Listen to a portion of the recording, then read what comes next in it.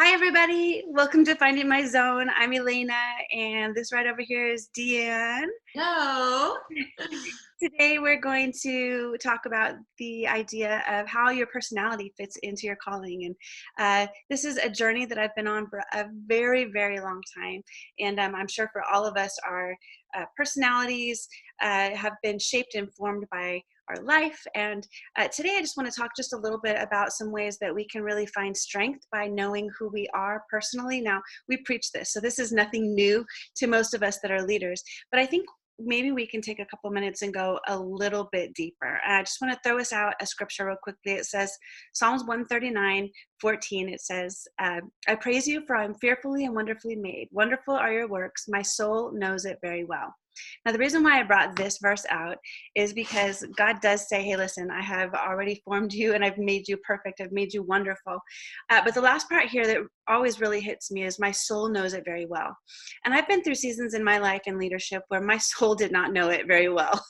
I really felt as though I knew who I was, but I just did not feel on a soul health level that I was a good enough or strong enough leader to really take it forward. Or sometimes I found myself in a place where I was a little too secure in myself. And my soul knowing it full well, not only in dependence to God, but also in confidence with God, being able to move forward. And so I'm going to read this quote out real quickly. It says, God's image has been imprinted uniquely on each of us. In God's infinite creativity, there are no duplicates, and you are the only one that there has ever been or will ever be. And then I'm going to lead you with one more scripture, and then we'll get into this topic. Romans 12:4-5 says, for as in one body we have many members, and the members do not all have the same function, so we through many are one in Christ, and individual members of one another. Having gifts that differ according to the grace given to us, let us use them. If prophesy in proportion to your faith. And it goes on to talk about the different gifts that God gives. And the reason why I'm bringing all these things out is because if maybe you're like me, you've seen personality tests and been a part of personality tests probably most of your life. And I remember seasons in my life where I was going through personality. It was basically the basic Tim LaHaye, learning your personalities, the 4 different personalities. And probably early on in college life and in marriage, we started looking through and started labeling myself as to what am I? Am I phlegmatic? Am I choleric? Am I sanguine? Am I, what's the last one? I'm I don't sorry. know. Sorry for I can't remember. Anyway, it's and I found that in those analytical. pers- yeah, Maybe it's I don't know. melancholic, choleric, phlegmatic, sanguine. Okay, so there's 4 of them. Those are Okay, good those job. of them. Yes.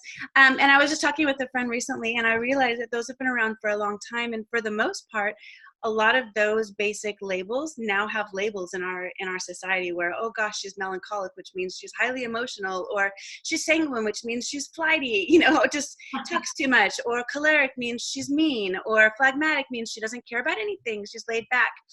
And so one of the things I found with personality tests is that I would take the test and I would allow it to label me as what I was, rather than really seeking to find out what and how has God created me. And in all the different personality types and different tests, I would find that I would not step out based on what somebody else had labeled me. Hmm. And I also would find that I could never fully express who I believe God had created me to be, because I would find that they would also put me inside of a box, inside of a label. And so personality tests for me became something that was just, I knew how to work them. I could take a test and, answer the questions correctly to become a choleric, or answer the questions. Yeah. And the reason why I found myself wanting to do that is because at least in my world, there were certain types of personalities that would be connected to being a leader. And so I would find that every time I would take the test, I would, and this is my personality, maybe you're exactly the opposite, but I would find that I would take the test and I would, everything that would come out everything that it would come out as would label me as somebody who was not a leader. And I felt on the inside that I was a leader. I remember a season of my life too, people were split up, and there were the leaders and there were those who were the followers. And I fell into the followers category by being labeled by somebody else. And I didn't know how to deal with that, because on the inside, I felt I'm called to lead, but I don't know how to take how God has wired me and lead with it. And so I would find myself being taking the disc personalities. Now there's so many different personalities, and because I felt on the inside of me that I was called to lead, and I just couldn't seem to press through. Now I was already a pastor's wife, I was already in leadership, had gone through Bible college, and it was never enough. It was kind of like, just having a label didn't actually free me to be what God had called me to be. So these personality types, I found myself just saying, God, I want to be a leader, but I feel as though because of who I am, maybe I just can't lead.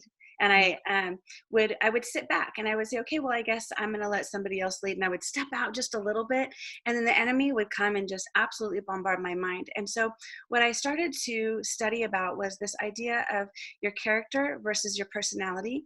And I found that character and personality are two very different things. The character that God builds inside of us is something that He's creating in us, and character is actually built.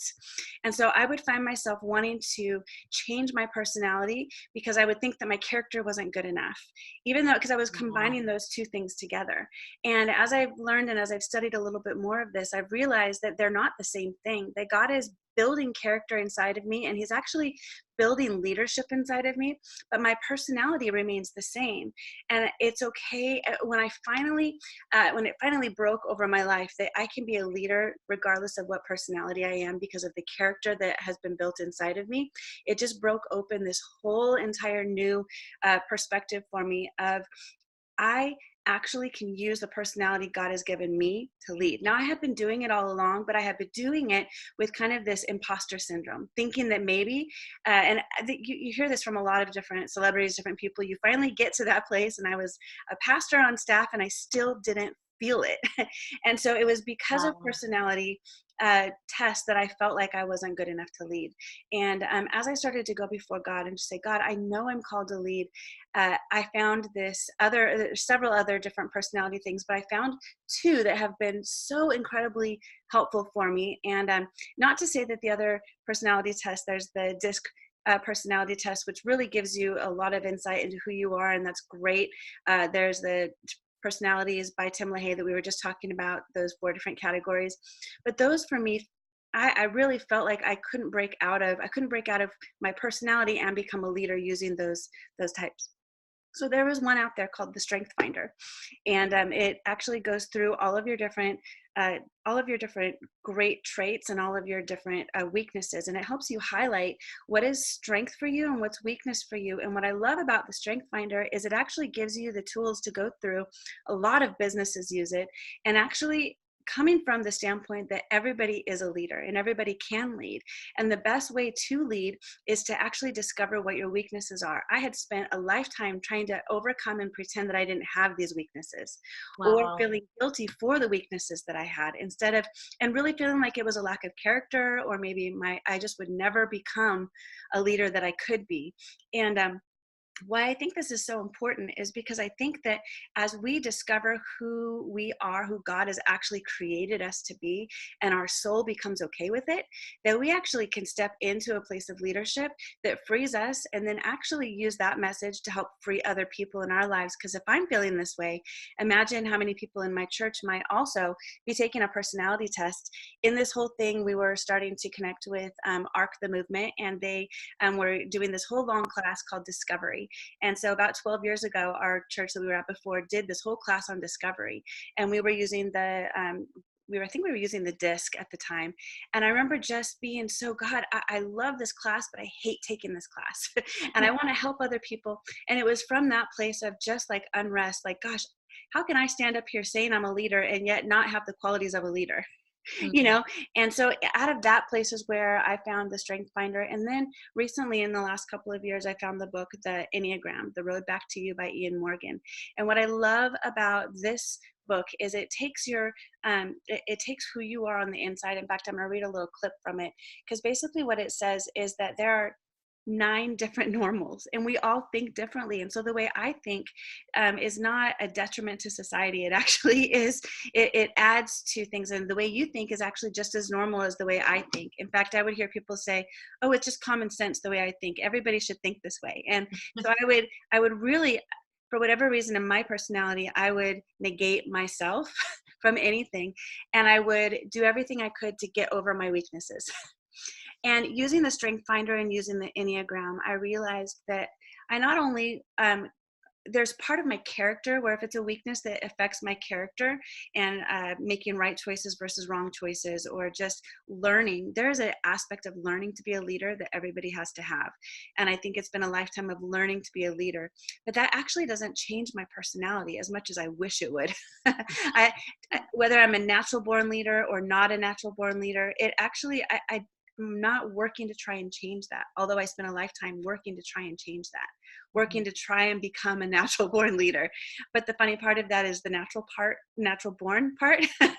God created me a certain way, and I was realizing that I needed to not only be okay with my weaknesses, but I needed to call out my weaknesses, tell other people my weaknesses, and then staff my weaknesses. I needed to put people around me.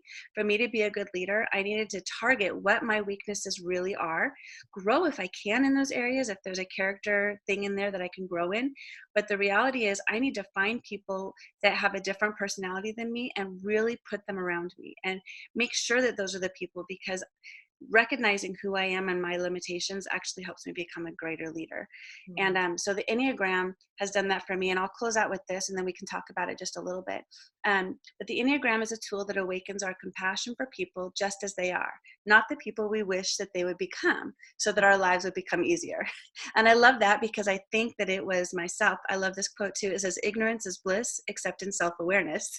So a lot of times, we kind of ignore this factor and just feel either good or bad about ourselves based on what others have told us or what tests we've taken. But I think there's a deeper level that we can grow in. And then this last quote here, it says, what you don't know about yourself can hurt you and your relationships and even keep you in the shallows with God. Do you want help figuring out who you are and why you're stuck in the same ruts? The Enneagram is an ancient personality typing system with an uncanny accuracy in describing how humans are wired both positively and negatively. And the reason why I would recommend the Enneagram is because for me, the Strength Finder, it helped me realize that my personality, I was created by God to be an encourager. And all throughout my life, that has been the main theme of who I was, whether I was, in high school, in junior high, whether I was in a secular workplace, wherever it was, I found people coming to me to be encouraged. And that is just who I was, with a title or without a title. And I really negated that feature of how God had created me to be an encourager. I didn't feel like it was a strong enough leadership quality to really be a leader, that is something I could use, but it wasn't really who I was or who I wanted to be, because it wasn't a strong enough leadership quality. But in learning about this, I've realized, and I've said it, I think, a couple times before, but encouragement now is the tool that I use to lead. I lead with encouragement. So if I'm going to preach, now that I know it about myself, I preach through I'm coming today to encourage you. If I'm going to, do this video together, my intention, the way I will thrive is if I'm using the tool God has given me of encouragement. If I'm going to mentor somebody, talk to somebody, I ignored it for a really long time, feeling like it really wasn't worth anything. So I guess if I could encourage you today, even with the Enneagram, so that was Strength Finder, and the Enneagram, what it did for me is it helped me recognize my sin tendencies, even more than my personality. But with the Enneagram, it takes you where you are in strength, where you are when you're just being average, and where you are in weakness. And I think if we can hone in and know who we are in our darkest hours and in our weakness, it can actually lead us to greater strength. So finding my strength, finding who I am, finding my true personality, not just the character that God has built in me, because I've been working on that, but the actual personality that God crafted me to be, and letting my soul be okay with it. My soul knows it full well and is okay with it. It's actually strengthened me as a leader to keep leading, even when I feel disqualified. So I don't know. What are your thoughts, Deanne? Where have you been? And are you on the same spectrum, different spectrum? How does that sound to you? I have to say, I'm so encouraged by this. I actually am even convicted. And real moment of truth for me is that I actually avoid personality tests Mm-hmm. and all of those things. And leading up to this, I really tried to take an honest look at why. And I think I've had some eye-opening moments for me. Mm. And they're going to sound almost almost pathetic. No, I'm sure not at all. I think I have been hesitant to be put into a box, Mm-hmm. but also I could be the kind of person that wants to be whatever the person that I'm helping. I want to be whatever they need right then. And so I will almost not change who I am. And obviously I've grown and matured, but my natural tendency was to kind of change to whoever I was with. And so very early on, right after I graduated from college, my first year of teaching, our staff actually went away for a retreat, and we had someone come in. I don't know if you've ever heard of the color test. Mm-mm. So it's a personality test, and there was blue is like the more sensitive type, orange is the fun. I'm giving the very generic. And I remember green is I think they were the deep thinker. And then there was another color that I was not. And that was the more analytical and logical. Anyway, we took this test as a staff, and I actually came out on the three, the orange, blue, and green, absolutely equal on all three of those. And the guy who was there, because then he put us into 4 groups, and so I didn't know what group to fit into. And I was embarrassed by that. And he was like, I've never seen this before. Like, you're absolutely equal between all 3 of these. And I felt like, I don't know if I took the test to do that because I could kind of tell where the questions were going and I didn't want to be put into a box, or if that was really me. And even the love languages book, my husband jokes around, I still don't know what my love language is, so he has to do all 5 of them, and he's very busy trying to make me feel loved. As moms and as women, I think it changes. I think it's fair to say. Okay. That's true. So, and I'm realizing, even as you're speaking and as I've been thinking about this, the few things that you said, character versus personality, that can be built, and and maybe I have been hesitant to find out, oh, I'm not this kind of leader, or I'm not this kind of person. But to not be afraid to find out my weaknesses, to be able to go to that deep place with the Lord. And you talked about that in the Enneagram test. I don't even know if I'm saying that right. No, obviously, I need to take it. But to use our personality as a tool. And I just feel really challenged right now, actually, to be honest before the Lord. What are my strengths? What are my weaknesses? Lead from those. Still doesn't mean that, okay, you're not good at that, you're never going to be good at it. Because like you said, the Lord is building our character. He's building tools. But actually, when we're aware of our strengths, we're able to use that more. What can I bring to this situation? What can I bring to this person? So I feel like I don't have much to add except to say, to encourage people to take some time with this, and to, like, I love the test that you mentioned, the Strength Finder and the Enneagram, and I feel really encouraged and convicted for that. So I think that one thing you just said, like being put into specific groups, I think that's probably the hardest part. I don't know if it's for every leader or every woman, but I know that most of the guys that take the test don't seem to mind it. They love it. They like to put people in, structure. But when I took it, I really felt limited by the test, and so it threw me off. And I too would test equally on a lot of things, and I found, I'm like, because I'm changing, like I don't stay the same right. way. I grow, and I just found, like, sometimes I found that the tests seemed to put me in this place where I needed to be this way for the rest of my life. In fact, I had a conversation with somebody. They're like, with God's help, I've totally changed my personality. And I'm like, oh, I don't know if you can. I understand, because we want to, because we think that sometimes the way God created us isn't good enough. And so I find, for me, I think the very hardest thing is to admit weaknesses, because we've kind of come from a culture where it's not, a leader shouldn't admit their weaknesses. Maybe they're too vulnerable if they do that. And so I have this weakness, and I'm sure, Deanne, you can, probably attest to this, is sometimes I'll get so busy with life that I'll forget to text people back or call them when they call me. And it's just part of it's part of who I am. And I would go for a long time just kind of ignoring it, like, okay, if I don't say anything, they won't notice it or whatever.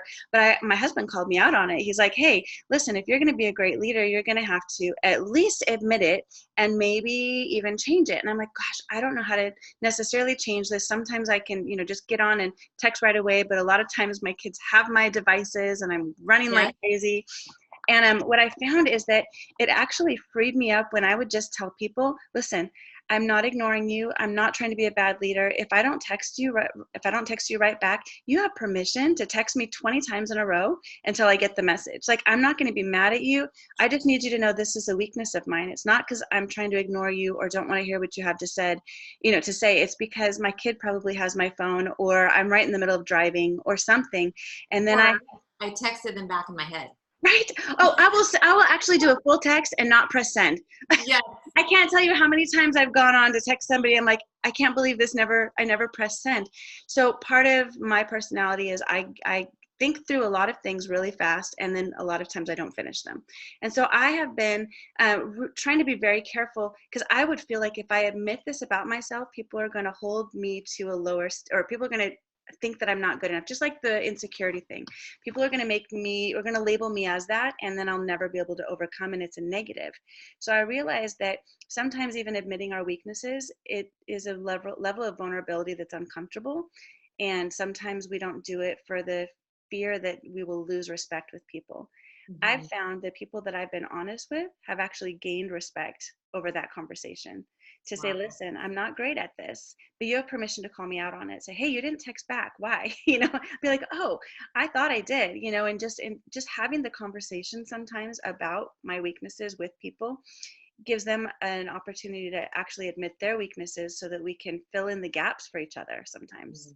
So Mm-hmm. So yeah, good. I hope that helps. With the Enneagram, it's a really big thing out there, and there's a lot of tests, and I found the test to be kind of the same thing as every other test. I would recommend reading the book. I know it's extra work, but reading the book by Ian Morgan Cron, there's another co-author too. But the reason why reading it is because it just goes. You actually have to discover it yourself rather than taking a test, because you have to discover where your sin tendencies lie. And that is it's really powerful. It's extremely powerful. And I tried to read it by just going through and discovering what my personality was, kind of doing a personality test and skipping through a lot of the personalities. But it's more powerful if you read through the entire book. I did that. I think the first year I just read what I thought was mine, what my husband thought it was his, and I kind of approached it as a test. But when I went back through, we took our whole staff through it, and we learned about each other. The reason why it was powerful is now we can understand their motives and what they might be coming from, and then actually help people, whether to help discover whether or not they're healthy, or whether or not they're strong. And it's really obvious, and it actually gives us, it's a little bit vulnerable, but it actually is so helpful, because it helps you highlight a place where other people now know when you're getting a little bit weak, or when you're getting a little bit unhealthy, and it helps you kind of step up, like, oh no, if I start doing this, now people around me will know that I'm falling to this place of unhealth. So vulnerability with this and admitting weaknesses has been uncomfortable, but probably the most powerful thing. um, and it doesn't diminish our strength or our leadership ability. It actually takes it to the next level. So That's good. And I think, like we all know, we all preach it, we encourage other people. God uses every type of personality. He used so many different people throughout the Bible. He made us the way we are, for the place where we are, for the people where we are. And so that can give us confidence too. yeah, and I think really our soul knowing that, because we can say it all day long, but until we truly believe it in our souls that I actually am the right person for my place of ministry, for where God has called me, I'm going to stop questioning that. I think the enemy wants to always cause us to keep questioning whether or not we're in the right place or doing the right thing. And I think there's ways to grow. Like we're talking about finding our zone. A lot of us are trying to discover this, but I think it's really important to understand that where he's planted you, that's not in question. God has planted you there. And so we can thrive, and we can have limbs cut off with different ministries that we're doing, but it's only for our health. So Good. yeah, I hope that encourages. It's been encouraging me just to study this out and learn a little bit more, and I hope it encourages all of you. So thank you for joining us today, and we will see you next week. Awesome. All right, everybody. If I can find the stop recording. Bye, everybody.